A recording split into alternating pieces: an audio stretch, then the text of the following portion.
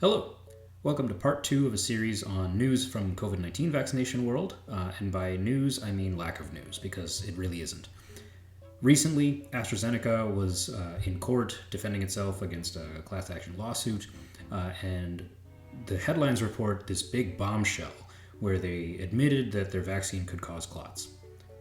It's not really news because in America, we haven't used the AstraZeneca vaccine for 2.5 years, if not longer. This is how active vaccine monitoring works. Yes, we have the VAERS system, which is a passive monitoring system where anybody can put in anything, including turning into the Hulk after getting a vaccine. And then we have the active monitoring system, vSafe, or there are a few others, which we used.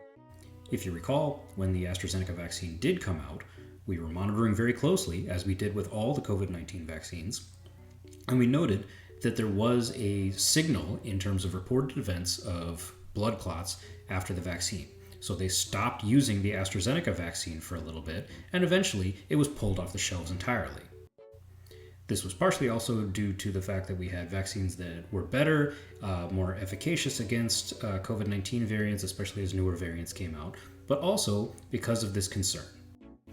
That said, it was very difficult to try to pinpoint whether this actually was vaccine-induced thrombotic thrombocytopenia, or if the vaccines had nothing to do with the blood clots, because they were so rare, these events. It was like 1 in 12 million shots or something like that that was even linked to a blood clot. And again, these were very heavily monitored.